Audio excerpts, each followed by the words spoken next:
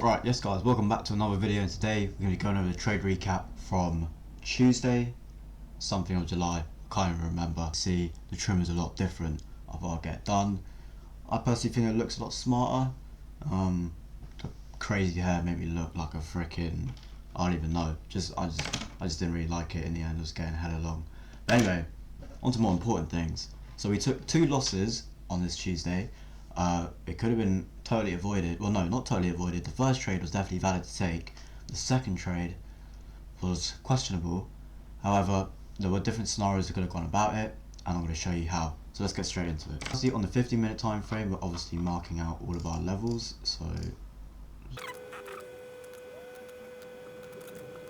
So coming into the session, we could already see on the 4-hour time frame we have a higher time frame bearish SMT. So we can see this 4-hour, and we're also trading into a 4-hour bearish gap, which also would have been driving price lower. So overall, I was bearish coming into the day. Now coming into macro, we could actually see that we have a setup forming, but we had news at 10 AM New York local time, which is 3 PM UK time, and I wasn't comfortable with taking shorts before this time. But the thing is, I have taken positions where it is before news, and it is a risky kind of setup to take. And personally, I just rather stick to my rules where I'm like, okay, I'd rather not take a trade before 10 AM and, you know, just stick to a systematic approach instead of an emotional approach. So the setup was like this. You had displacement lower, and we swept London highs, and then we have this 1-minute bearish gap. Now this trade would have actually played out. So if you had just stop at the high and then TP at London lows, this is what the trade would have looked like. So it did go all the way to London lows, but then my opposing draw, which was London lows, or this point of sell side, everyone has their levels marked differently. So then ES actually came down and swept this point of sell side as well. So we had a bullish SMT. Now we can see we came down lower, didn't take out the short term low, and then we're now getting a displacement higher, and we've now tapped into this 1-minute bullish gap, which is formed on both NQ and ES. We've got displacement on both NQ and ES, and I was looking for longs, and it was 45 seconds after news you can enter for longs. So I was in long.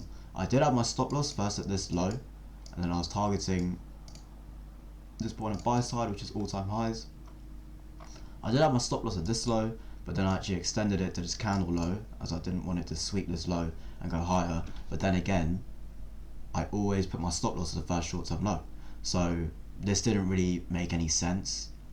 I guess I was just kind of hoping it would sweep it and go higher. I didn't want to get wicked out, but that's just how it is. So that was my mistake, and I've journaled that, and I know that for next time. So yeah, it's important to have accountability for your mistakes. If you know something went wrong, you've got to make yourself accountable immediately, otherwise it's not going to get fixed. And it's not like something that needs to get fixed. It was just one mistake out of like the past 50 trades I've taken. So what we can see here is we're now coming lower, and we get stopped out fully. And then even if you had risked all the way to the short term low, you would have got wicked out anyway, and then price started going higher, and then that was it. That was the end of the first day of macro. But personally, that was a clean setup for me to take. I would take that 100 times over again, because in my journal I've looked through and I've taken this trade so many times and it's gone and hit TP. And this was a really good risk to reward as well. This was nearly a 1 to 3, and then at the first short term low it was a 1 to 4. So the drawn liquidity was clean. I thought I'll give it a go, give longs a go, and it didn't work out, so it is what it is. And ES has taken out Asia lows, so that's another bullish SMT. And this actually was the trade. So we had a displacement higher than this short term high on both NQ and ES, and you can actually see there's no gap on NQ.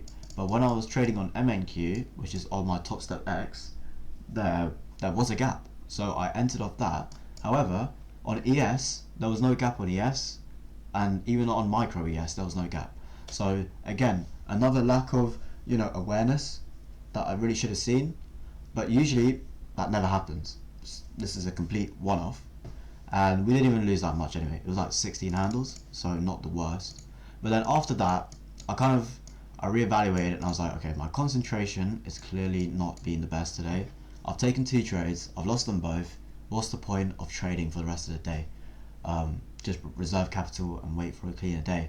Then the next day was FOMC, so I didn't trade at all on that day because immediately low probability. Some people I know did find setups and they were super clean, so fair play to them. That was pretty good stuff. However, I personally did not trade on that day. But then, so this is where, you know, patience really does come into play, which I do have a lot of because I did wait for the setups and I took what I thought really. But what you can see here is we've now come into the lunch macro and we've swept all points of sell side liquidity on the day, and we've got a displacement higher than this short term high. So we have a clean market structure shift higher, and we've also swept this short term low. So immediately this, when I was forward testing, so I was simply tape reading the lunch macro because I have the discipline to not take a trade even if it does present itself in front of me, because it's not in my rules. So we saw this displacement higher and we had this 1 minute bullish gap, and then just an enter of that. It was way cleaner than my secondary macro trade because it actually presented a gap on both NQ and ES. We had a displacement higher. It wasn't the cleanest displacement, but still, if you're going to call that a displacement, then this would be a displacement for me as well. And again, I've taken trades which look exactly like this and have played out really nicely. And then you'll be able to see that I went all the way and did go hit TP. I don't know where the target was. It was maybe there or here, but you can see 50 handles secured. Yeah, so this would have offered a 1 to 2, so I would have taken it at probably this first high here for 40 handles, and it was super clean trade, not a single trade in drawdown, so not a single candle in drawdown. That was a recap from Tuesday. Just an overview.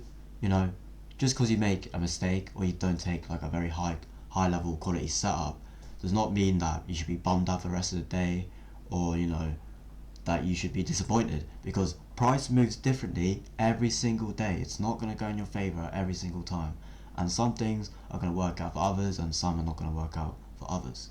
So in my case, people who may have traded continuations would have had a much better day today, because you know, we were literally just dumping from the New York Open. And however, I guess if you don't really care about news, then you would have taken this short here and secured a nice trade there. But I've had days where I've tried trading news and I've got stopped out or I've got wicked out because of the volatility, and then a clean stuff's presented after news and I'm like, damn, I should have waited for after news. And then it's like in this case where you lose a trade after news, but then there was a trade before news, then you're like, oh, maybe I should start trading before news. No, just gotta stick to one systematic approach, and that's how we're gonna get far. Because if you start trading based off emotion and be like, oh, maybe I will take this trade today, things are going to go wrong. You just want to make it as easy as you can for yourself. And anyway, I'm still up huge on the month. Just a simple day. You do not want to let it ruin the rest of your month's progress. Like, some people, you could give them a 99% win rate strategy and they'll win for 99% of those days, and then that 1% day will ruin the rest of that. Which is why it doesn't matter what strategy you have, if you do not have the discipline and the consistency to trade your strategy and to walk away when the time is right. Because I didn't know a trade would pay out in the lunch macro. How was I going to know that? And if I got stopped out in the lunch macro, I'd have been like, what the hell am I doing?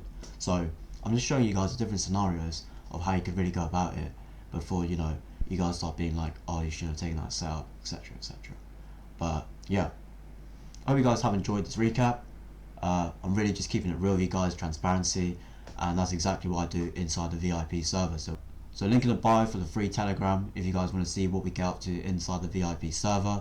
Obviously the VIP server is different. It includes daily streams, one-to-one sessions every week with yourself and I, and then on the weekend we have a group back testing session. Cool. So if you guys want to get enrolled in that, then let me know on Instagram. That's also in the bio, or just simply join up, whatever works best for you guys. Hope you guys have enjoyed this recap, and I'll see you in the next one.